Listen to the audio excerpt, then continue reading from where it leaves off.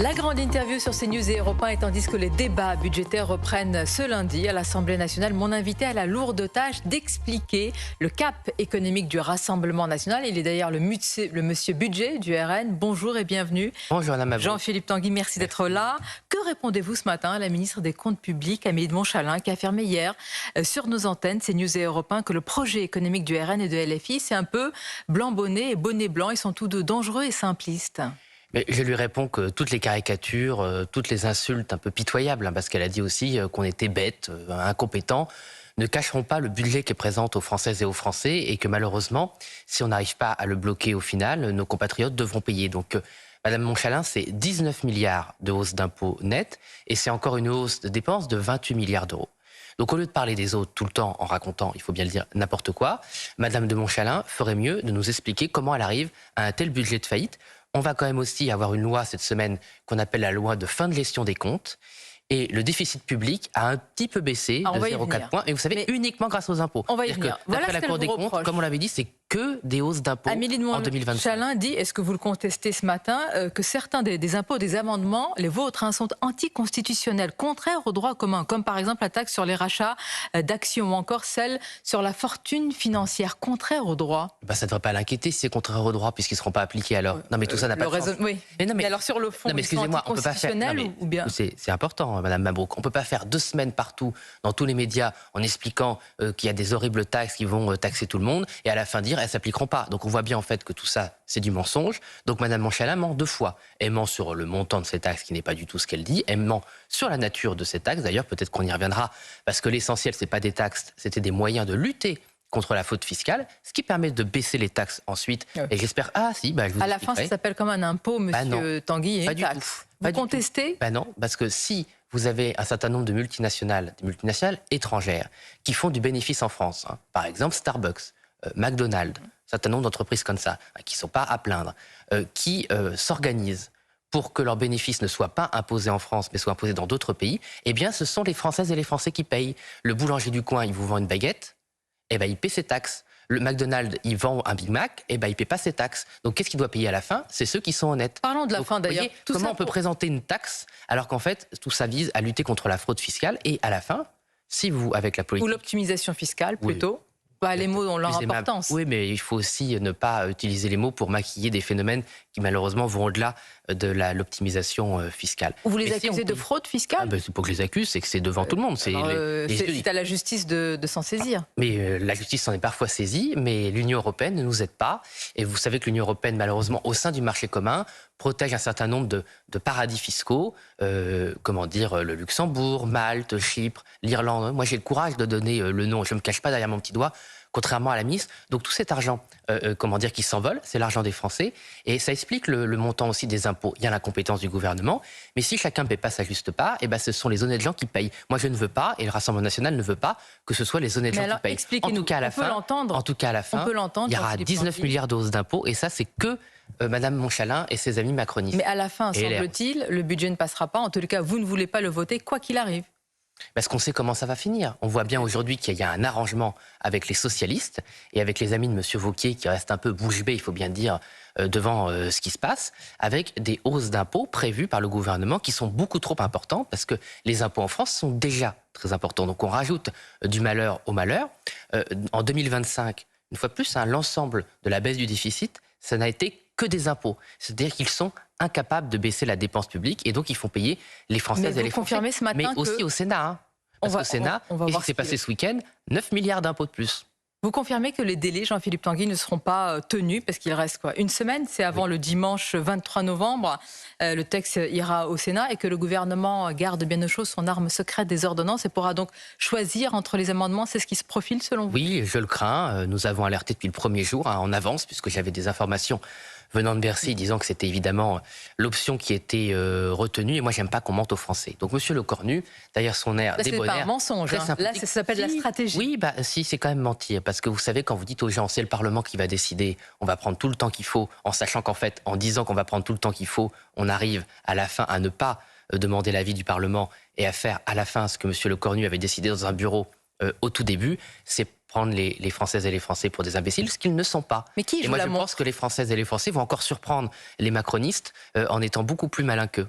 Qui joue la montre? Alors c'est peut-être une polémique picrocolline, comme on dit, mais il est vrai que vous-même avez demandé une pause dans les débats que vous avez jugés harassants, y compris pour vos collaborateurs, et on peut le comprendre. Bah, surtout Est-ce que pour eux, là d'ailleurs. encore, vous apportez pas de l'eau au moulin du gouvernement pour jouer la montre? Non, parce qu'en fait, on peut aller beaucoup plus vite. Et vous voyez, vendredi... En arrêtant? Mais En oui, suspendant? c'est parfois le paradoxe, c'est qu'en fait, le fait d'avoir arrêté, vendredi, a fait qu'on allait 5 fois plus vite vendredi que tous les jours d'avant.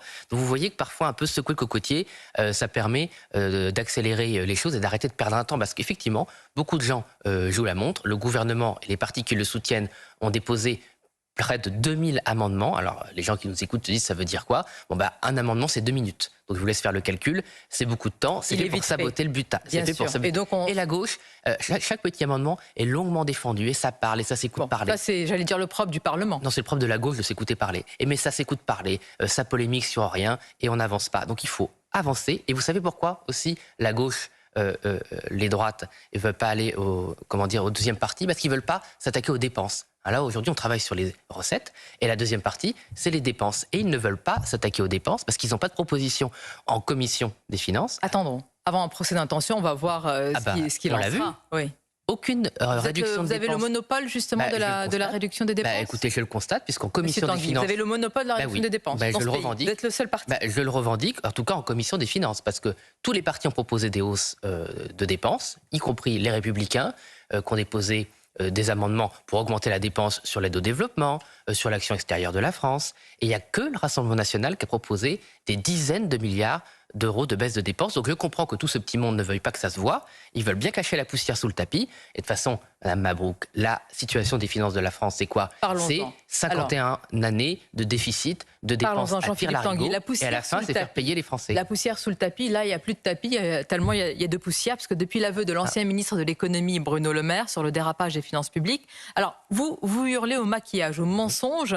Certains affirment que c'est une défaillance technique lourde, que c'est une erreur d'évaluation des recettes. Une erreur à 60 milliards quand même. Ça coûte cher, effectivement. Vous restez sur la ligne du mensonge et de la dissimulation. Ah, mais bien sûr, c'est un maquillage d'État, un mensonge d'État. D'ailleurs, je vais déposer auprès de la procureure de la République de Paris cet après-midi un certain nombre de signalements pour dénoncer, en tout cas marquer le coup, la responsabilité d'un certain nombre de ministres, M. Le Maire, M. Cazenave, de Premier ministre, Mme Borne, M. Attal, de hauts fonctionnaires, directeur du budget, directeur du Trésor. Ils sont tous co-responsables, selon vous, de ce que vous appelez un maquillage et une manipulation? L'enquête doit se pencher dessus, parce que quand vous avez 20 milliards puis 40 milliards d'euros qui s'évanouissent dans la nature, on ne peut pas dire que personne n'est responsable. Parce que c'était quoi la conclusion de ça? C'est c'est personne, c'est la faute de personne. Alors vous savez, régulièrement, on voit dans les médias que vous avez des caissières qui sont licenciées parce qu'elles ont oublié de scanner un pain au chocolat ou qu'elles ont utilisé un bon de réduction pour leur repas. Elles sont licenciées pour 1 ou 2 euros. Alors par contre, 60 milliards d'euros des Français qui disparaissent dans la nature, c'est la faute à personne. Et moi je considère comme parlementaire, et le groupe Rassemblement National considère que quand il y a 60 milliards d'euros qui disparaissent dans la nature, c'est très grave. Et je pense que tout ça a été fait pour acheter les élections, puisque comme par hasard, ça s'est fait quelques mois et quelques semaines avant les élections européennes et les élections législatives anticipées. Si on avait fait campagne sur la faillite de l'État macroniste, je pense que le résultat aurait été bien différent, Mme Mabrouk. Et je pense que M. Macron le savait. Et tous ceux qui cherchent une raison dans la dissolution surprise de l'Assemblée, ils devraient regarder ici. Vous faites un lien entre le maquillage de ces comptes et le choix de la dissolution que vous-même vous demandiez? Bien sûr. Il y a quelque chose de paradoxal. Vous-même, on pourrait dire qu'Emmanuel Macron a plutôt accédé à l'une de vos demandes. La dissolution aussi, parce qu'on voulait aller sur le fond. Qu'est-ce qu'on a fait quelques semaines avant les européennes? Une motion de censure déposée par Marine Le Pen sur le maquillage des comptes publics. À l'époque, personne ne nous a soutenus. On nous a traités de populistes, de menteurs, tatati tatata. On avait raison et on avait dit la vérité.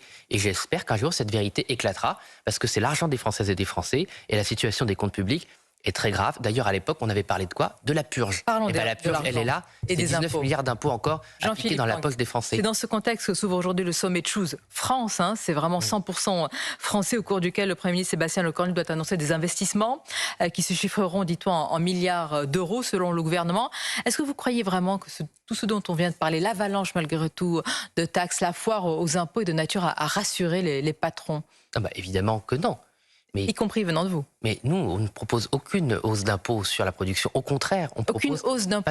Là, on a déposé des amendements pour baisser les impôts de production, donc vraiment pour les entrepreneurs, de 16 milliards d'euros.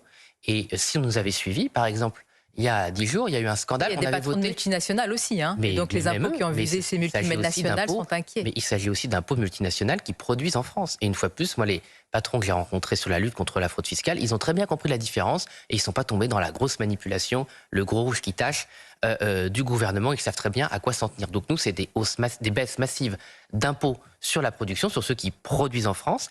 Évidemment, c'est le seul moyen de relancer l'industrie, mais aussi l'agriculture, l'artisanat dans notre pays. Mais aujourd'hui, il y a beaucoup de fermetures. Hein. Moi, sur ma circonscription, j'ai au moins 2 usines, malheureusement, qui sont en train de fermer. On essaie de trouver un repreneur.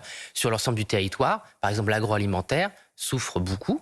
La chimie, la métallurgie, l'industrie automobile. Alors le paradoxe, la nouveauté par rapport à réindustrialisation et emploi, oui. Pardonnez-moi. Que dites-vous ce matin, Jean-Philippe Tanguy, aux patrons qui vous écoutent, qui sont aussi abasourdis, inquiets, angoissés par la suspension de la réforme des retraites que vous avez votée?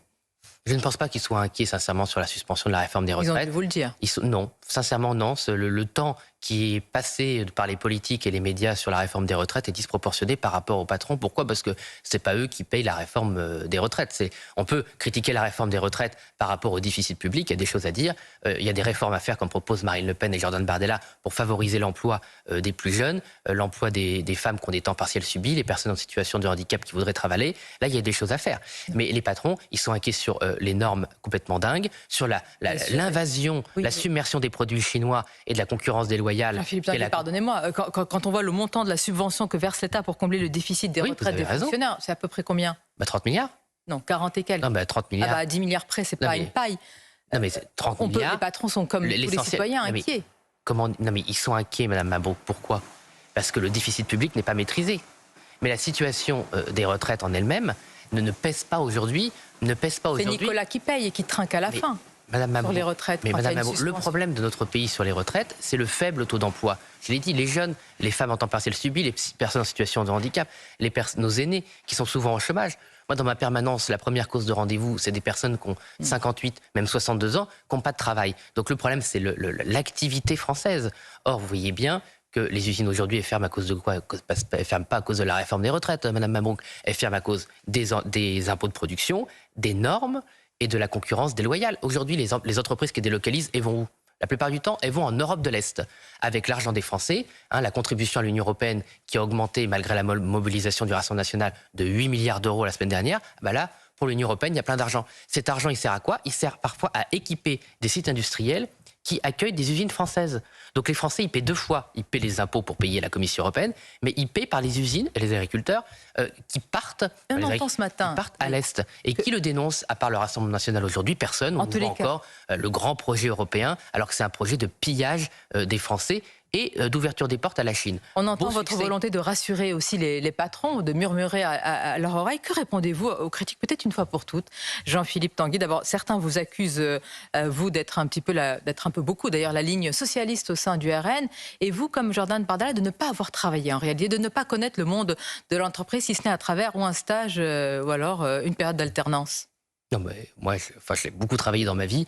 En entreprise? Oui, pendant toutes mes études, j'ai été dans des grandes boîtes. J'ai été serveur, j'ai travaillé chez General Electric, j'ai travaillé chez Hitachi au Japon, beaucoup et tout ça. Donc vous connaissez une fiche de paye, vous avez déjà... Oui, mais même par ma famille, j'ai des familles d'entrepreneurs, de patrons de petites usines. Bon, tout ça est ridicule. Et vous savez, quand on tombe dans les attaques personnelles, souvent, c'est pas glorieux. Non, c'est pas glorieux. On peut poser une question sur un parcours. C'est mes adversaires, parce que pareil, ils mentent généralement sur mon parcours. Dire que je suis socialiste, c'est totalement grotesque.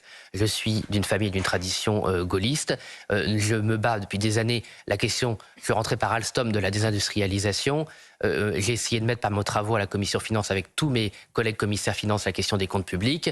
Voilà, il y a un certain nombre de gens qui se revendiquent de droite, qui ne parlaient jamais des comptes publics et qui ont découvert les comptes publics depuis que le Rassemblement national en parle et ont découvert que le problème du déficit, c'était un problème structurel pour la France. Ni de gauche ni de droite comme Marine Le Pen. Nous sommes français, nous sommes au-delà. Il y en a qui ne le sont pas, je peux vous dire, y compris en commission finances. Qui ne le sont pas? Non, qui sont français pour prendre le carnet de chèques des Français. Vous ne voulez pas dire français de papier, si? Là, c'est pas des Français de papier, c'est des politicards qui détestent la France, qui nous méprisent, les macronistes qui vendent la France à qui veut bien l'acheter avec Tous France ou autre chose, puisque c'est essentiellement une opération de pillage des ressources françaises, malheureusement, et la gauche qui est française juste pour le carnet de chèques. Je vous pose quelques questions pour conclure, rapide si c'est possible, Jean-Philippe Tanguy, au niveau des réponses.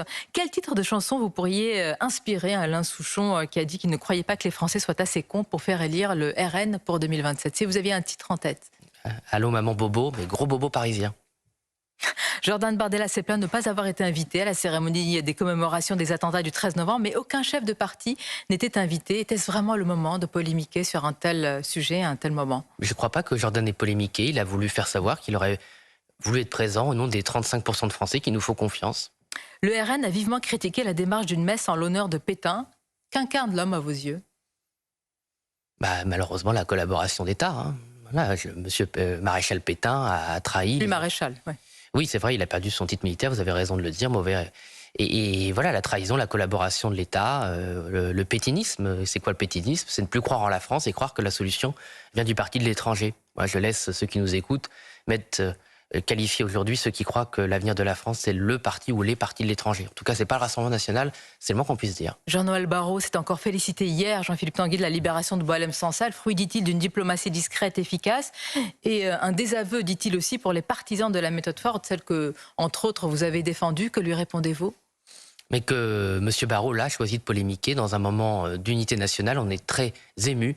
Et je voudrais saluer tous ceux qui ont soutenu Boualem Sansal, vous-même d'ailleurs, des journalistes, des intellectuels, le comité de soutien qui ont permis de l'accompagner, cette libération. On pense à Christophe Glaise, journaliste, qui est encore enfermé dans les geôles du régime algérien, et une pensée d'une manière générale pour tous les amis de la liberté. Bien sûr. Et on les pensées libres, les pensées de lumière qui sont enfermés à travers le monde, mais il faut bien le dire souvent, en particulier en Algérie et dans un certain nombre de régimes dictatoriaux. Pour conclure, demain à votre place, l'invité de la grande interview sera Sarah Knafo. Vous avez beaucoup échangé via les réseaux sociaux. Peut-être un message à lui faire passer? Je vais lui adresser les droits d'auteur à payer. Oh, sur le budget? Vous êtes toujours dans la polémique sur qui a été le premier à... Oui, parce que vous êtes d'accord que les programmes sont très différents? Ah non, ils ressemblent beaucoup aux nôtres. Ah, vous êtes milléiste? Comment? Vous êtes partisan de Javier Milei? Ça m'a échappé. Je pense que Sarah Knafo est peut-être une mariniste qui s'ignore. Ou vous, un libertarien américain, alors qu'il s'ignore aussi, si vous lui ressemblez sur le programme. Je ne suis pas sûr que Knafo aimerait que vous la qualifiez comme ça de copie de l'étranger. Pourquoi être, vous dites qu'elle est milléiste, qu'elle est libertarienne américaine. Dans les pas de Trump ou de Milei, c'est grave? Je pense que le seul chemin, le seul destin pour la France, c'est d'entre les pas du général de Gaulle ou de Marine Le Pen. Merci Jean-Philippe Tanguy, c'était votre interview et à bientôt.